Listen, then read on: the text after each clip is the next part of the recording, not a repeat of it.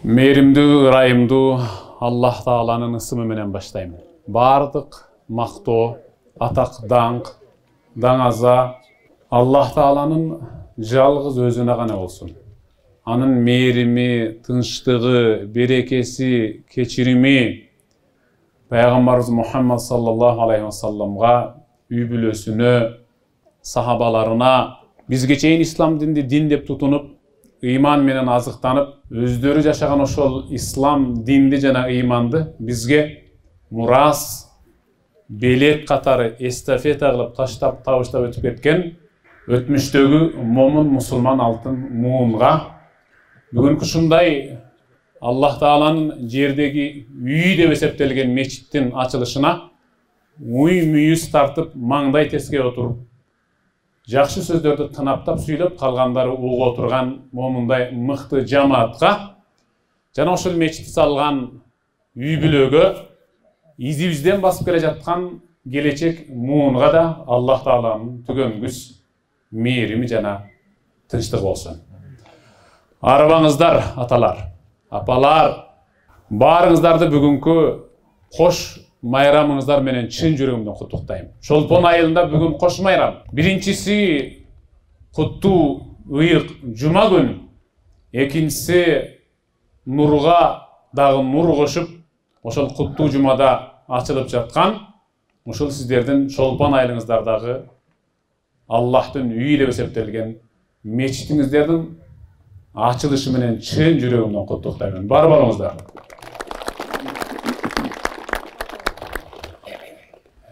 Мен 2 күн мурда Абдуллах карыга, мына ушу сиздердин айылыңыздардын тургуну, кунуну Абдуллах карыга чалып, "Окуй Абдулла, болбой калды окшойт. Ушу мен бир болсо бара албай калат окшойм" деп чалып ие жаздадым. Эми ар кандай кырдаал болот да.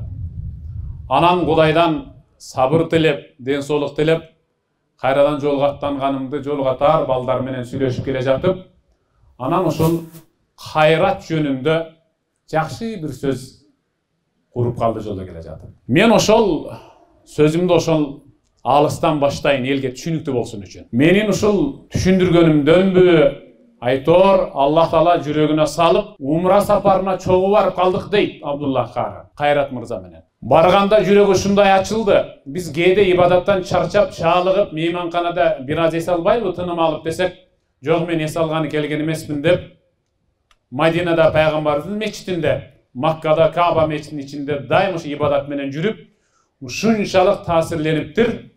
Ошол эле жерден ою, пикири, ниети таптакыр башкача, көрөңгөсү толуп, негедир алдыга койгон максаттары бийик деп кайтты деп айтты да. Анан мен дароо ошол жерден бир сөздү илип, жүрөгүмө катып койдум эле, азыр ошону айткым келип атат сиздерге.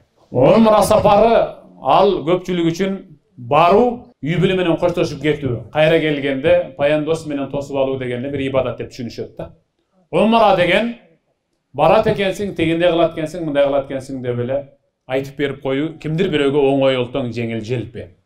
Умра деген сөз ал араб тилинде куруу деген сөз, түптөө деген сөз. Умра деген сөз ал имараттан алынган, имарат, кадимкидей эле. Кадыресе имарат. Мен ойлодум, Азамат, Кайрат, ошол умра сапарына барып, ошол жерде адамгерчиликти, мусулманчылыкты, адеп ахлакты, өзүнүн киндик кан тамган жерине болгон сүйүүнү, сый-урматтын фундаментин ошол жерде кургандыгы себептүү моминтип өзүнүн айылына татынакай көз жоосун алган ыраттуу мечит салып атат. Мечит салуу ар бир адамдын колунан келе бербейт.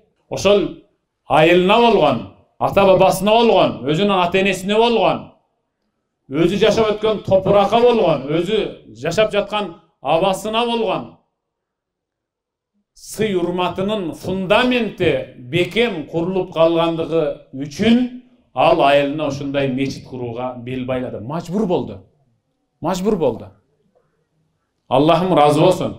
Ошол мындан кийин умрага сапарга чыкканда Аллахым мендеги майда барат эл, айыл апа, үй бүлөм, коңшулар жийиркенип кол жаңсаган жаман кылык жоруктун баарын ушул жерде шагыратып төгүп таштап, биротол ушул жерден кадам таштагандан баштап кайра келгенге чейин эң мыкты адеп акылактын фундаментин кургун деп таштасаңыз кадамды, анда келечек жашооңузда эчендеген мыкты адеп акылактын бийик мунараларын эгиз имаратты курасыз. Мечиттен мурда мечитке болгон сүйүүнүн, Аллахка болгон махабаттын, 5 вакыт намазга болгон ашыгылыктын фундаментин курганда гана анан мечит курулат. Аябай сонун айтылды. Абу Бакыр шейхим келгиле деди. Ооба мен айтат элем. Чолпон айылында кандайдыр бир жерде бир ый чыкса, боз үй тигилип, ойго кой бирөө аркы дүйнөгө узаптыр десе, чакырса чакырбаса көз көрсөтүп ага дем бериш үчүн барабыз. Кимдир бирөө жентек той бериш үчүн, ой кокуй келгиле, муну жаманымдын жентегин берип атам десе, шашыла барабыз. Ой кокуй, кечип калып калбайын деп. Ал бир эле жолу чакырат жентек тойго. Тиги жаназага дагы бир эле жолу айтылат.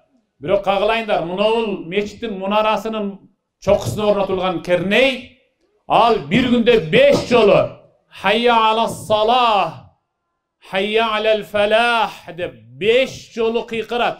Hayya alas salah деген намазга келгиле, намазга жарактууларыңар. Hayya alal falah, тозоктун азабынан кутулууга келгиле. Кутулду деп Аллахтын алдындагы бейишке кирүүчү адамдардын ысымы катталган Айлийинге өзүңөрдүн ысымыңарды каттап кеткиле деп чакырат. 5 жолу чакырса дагы укмаксанга салабыз. Эми мындан кийин Чолпон айылынын тургундарынын шылтоосу жок. Эски уранды, шыбы түшүп калат, жарыгы жок, кире бериш тар, чыгы бериши кийир деген мечит жок. Момундай болгон мыкты мечит бар.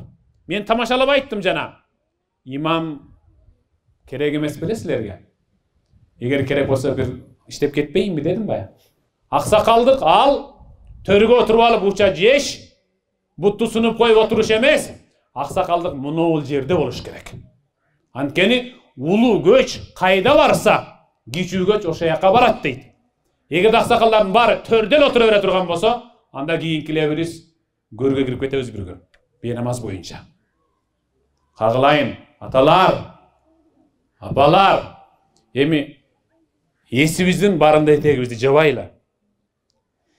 Ар бир инсандын чөнтөгүндөгү, капчыгындагы акчасынын каяктан жыйналганын, кайсыл жол менен топтолгонун, кантип келгенин билгиңиз келсе деп атат.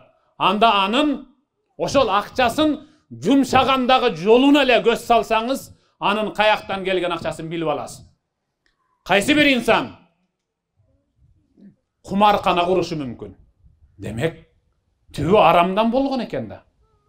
Чогулушу, жыйналышы, акчанын топтолушу, келиши арамдан болгондугу үчүн ал арамга жумшалып атат. Мен бир үй бүлөнү көрдүм. Балдарына сүннөт той берип, чоң ресторанда, шаарда. Эми атың чыкпаса жер өрттө деген сөз бар кыргызда. Жанагы ата-эне ушунчалык той бериптир, мен го катышпадым. Катышкандар айтты мага. Ар бир столго, ар бир адамдын алдындагы жанагы атың өчкүр аракты куюп иче турган стаканына дагы, атайын арак чыгаруучу заводко дагы заказ берип, өзүнүн жубайынын анам 2 чырактай уулунун сүрөтүн арактын этикеткасына түстүү кылып чыгарып, атың өчкүр арака кадимкидей чаптап, ар бирине коюп чыгыптыр. Демек ал той өткөрүп аткандагы ошол жээнтек сүннөт тойго сарпталып жаткан акчанын каяктан келгенин түшүнүктүү да. Туурабы? Үйгө келген коногуңузду сыйлаганга аяктын учу менен туруп басабыз го. Кокуй, катуураак бассам көңүлү чөбүп калбасын деп. Жакшысын семертип соёйлу. Балдарыбыз жебеген момпос үйдө конокко беребиз. Меймандос элбиз. Анткени сиз бешене тер менен, колду жоротуп, кабартып тапкан акчаңыз адал эле үйүңүзгө келген Кудайдын коногу болгон мейманга дагы адал дасторкон жазып атасыз да. Айтайын дегеним, мынол бүгүнкү салынган мечиттен эле билсеңиз болот. Ушул үй бүлөнүн жыйнаган акчасы кандай жол менен чөнтөгүнө түшкөнүн. Субханалла. Ушундан эле билсеңиз болот. Эми мындан кийин бир нерсени жасаарда ойлонуп иш кылыш керек. Анткени пайгамбарыбыз саллаллаху алейхи ва саллям мындай деген: кыяматта инсан 4 нерсесинен сөз түрдө суралат. Ошол 4 нерсесинен суралганда гана сурак бүтөт. Биринчиси өмүрүнөн суралат. Эмне менен өткөрдүң өмүрүңдү деп. Кээ бир аксакалдар айтат да, 95ке чыгып, 99га чыгып, 105ке чыгып өткөн, бирок бейнамаз кетти. Аллахым сурайт алардан. Кана намазың десе, о Кудай-ай, тилим катып калыптыр, окуйын десем. Эңкейин десем, белим бекчейип, намазга таптакыр шайым келбеди. Аллах аларга ваан шабаби, сен топтоп эле 95ке чыгып асмандан түшүп калган жоксуң да. Сен алгач наристе болдуң, ымыркай болдуң, тестияр болдуң, бөбөк болдуң, бала болдуң, өспүрүм болдуң. Неге ушулардын бүт баарын текке кетирдиң деп жаштыгынан да суралат. Үчүнчүсү илиминен суралат. Зоотехник өзүнөн, экономист өзүнүн илиминен, юрист өзүнүн илиминен суралат. Эң акыркысы жыйнаган акчасынан жана каяка сарптагандан суралат. Негизгиси ушул. Каяктан жыйнап атабыз, кайсы жол менен, анан каяка жумшап атабыз. Андыктан пайгамбарыбыз Мухаммад саллаллаху алейхи ва саллям: "Мен канатил ахирату хамма", кимдин бул дүйнөдөгү жашоо гамы, ниети, ой максаты ахирет болсо, аркы дүйнөдө сөз түрдө бакытка бөлөнүп, ынтымакта, үй бүлөм менен бейиштин төрүнөн орун алып жашашым керек деген гам болсо, анда жаалаллаху гинаху фи калби, анда инсандын жүрөгүнө Аллах Таала байлыкты өзү эле киргизип коет. Анын жүрөгү бай болот. Дасторкондо жупуну катуу нан турса дагы шүгүр деп жашай алат. Ва жамаа лаху шамла, Аллах анын бытыранды иштеринин баарын иреттеп коет. Эч качан баш айланбайт, чачкын болбойт, үй бүлөсү ынтымакта, ыйбалуулукта, ыйманда, бактылуулукта, биримдикте жашайт. Ва ататху дуnya ва хия рагима, керек болсо дүнүйө ал кишинин аркасынан жалдырап жүрүп келет ал кишиге. Ал киши дүнүйөнүн аркасынан баспайт, дүнүйө тескерисинче ал кишинин аркасынан басат. Анткени анын бул дүйнөдөгү таштаган кадамы ахирет үчүн болсо, мына ошондой. Аллахым разы болсун. Амантур атанын, Шайыргүл апа, Шайыргүл апанын мына урпагы эң мыкты урпак, өздөрү эң мыкты ата-эне. Эгерде өзүң менен, жашооң менен элге мактангың келсе, жасаган ишиң менен эмес, тарбиялаган балдарың менен мактан деген даанышман сөз бар. Кимдин бул жашоодогу максаты дүнүйө жыйноо, капитал топтоо, дасмия чогултуу боло турган болсо, анда жаалаллаху фақраху байна айнайхи, Аллах кедейликти анын эки көзүнүн ортосуна коюп коет.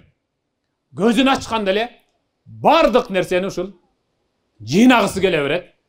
Өзүндө бар болуп турса дагы өзгөдөн сурап жейт, эч качан тойбойт. Ва фаррака лаху шамла, анын иреттелип калган жумуштарынын барын Аллах Таала чачкын кылып коет. Аялы менен келери кечке урушта, балдары келини менен жаңжалда, бирин тартса тигинисине тартпайт, тигинисине тартса мунусуна жетпей, ушинтип жүрүп өтүп кетет.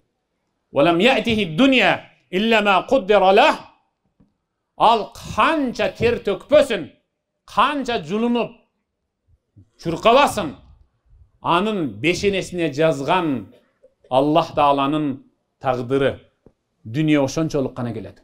Ал колун кабартып, тырнагын астынан кан чыгарса дагы, Dünya hiç kaçan ağa sınıp gelbeydi.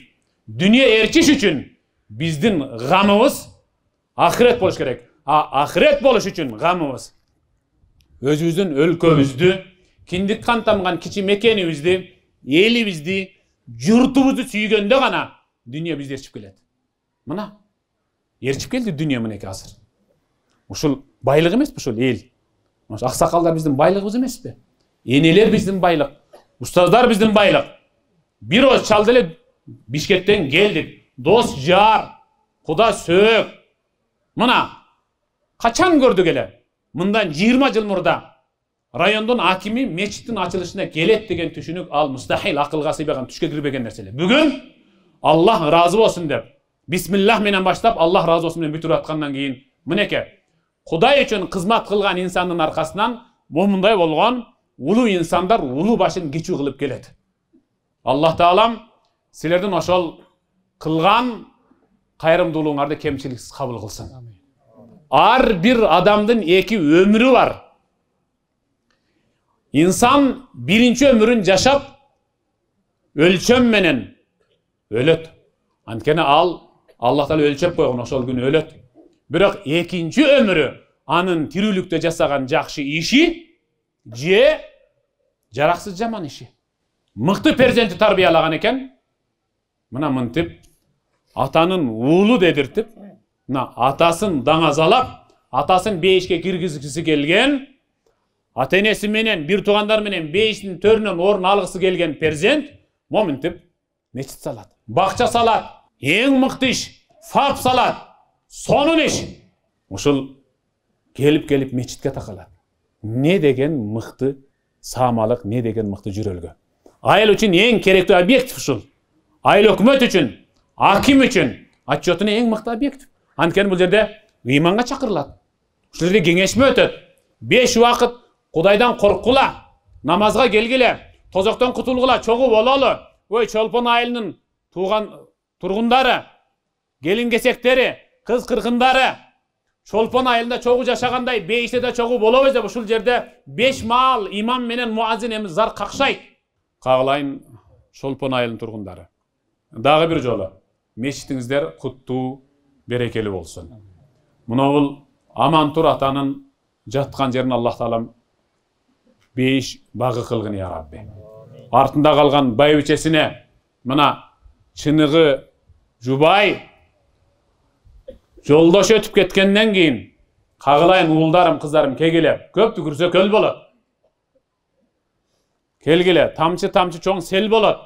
Куруп коёйлу деген ушул эненин бал тилине салып айткан сөзүн куп болот деп кол кушуруп, алаканды көкөрөккө коюп, момундай болгон көз жоосун алган ыраатты ушул мечитти салып койгон ушул силерден айланып кетсе болот. Аллахым силерден разы болсун. Буюрса, ааламга жол айылдан башталат демекчи. Дал ушул Чолпон айылынан ушундай болгон мечиттерден таалим алган, азан уккан өспүрүмдөр, улан кыздар Куранды, ислам динди, Чолпон айылындагы эмгек ардагерлерин, ата бабасын дүнүйөгө даңазалай турган эң мыктылар чыгат буюрса. Эң мыктылар чыгат буюрса. Кээ бир адамдар шаарда да, айылда жок болсо керек. Жорогуң жолдо калгыр дегендей, мэрияга, акимиятка арызданып, мына мечиттин азаны биздин кулагыбыздын кужурун алып атат, ушуну азайтып койгула деген арыз жазат. Анан алар келип алып бизге тембирди түшүргүлө дейт. Анан биз аны 05-ке 04-кө түшүрөбүз. Аны 03-кө түшүрүп койсом мен Аллаху акбар деген сөздү өзүм эле угам, тиги укпайт. Азан деген сөз, ал чакырык деген сөз. 5 маал азан айтылса, мына Чолпон айылында жин шайтан калбайт. Демек, жин шайтан кеткенден эч ким жолдун аркы бетинен берки бетине өтүп алжып мас болбойт. Перзенттер балдар безери чыкпайт. Тил алчак болот. Кээ биркилер айтат да, келиним уулду болду эле, ошол кулагына азан айтып берип койгула деп молдо калып келет. Молдо имам жаңы төрөгөн келиндердин ымыркайынын кулагына азан айтыш үчүн келген эмес бул жерге. Ар bir ata, ар bir ene özü azan aytkanды biliş керек da. Ар bir ata, ар bir ene azan aytkanды biliş керек.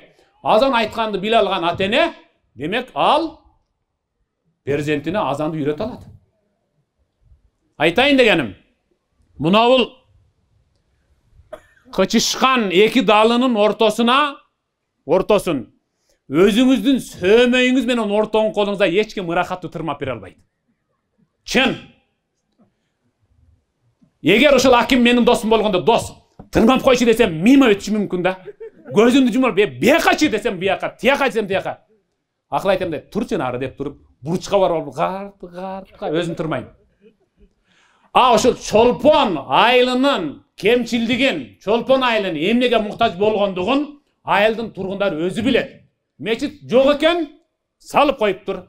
Эми намаз окугандар азыракпы? Аны көбөйтүш үчүн ушул жерден имамы, ушул жерден азанчысы жана намазхандары эми ошол кычышкан дал ортону ырахаттуу тырмагандай эми өзүңөр тырмагыла. Алып келгиле бери. Намазга мына жерге чыныгы эркектер келет. Чыныгы эркектер келет. Улак тарткан, көк бөрү, таш көтөргөн, кир көтөргөн, бир теп кулата койгондор, алар башка типтеги эркектер.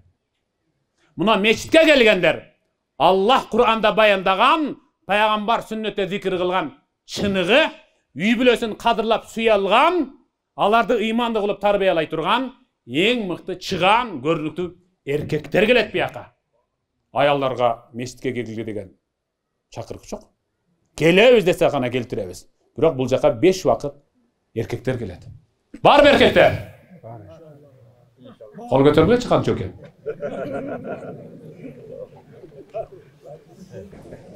Niye көтөрбөйт тияка эркектер? Болду, Кудайга шүгүр. Чоң рахмат, Аллахым разы болсун.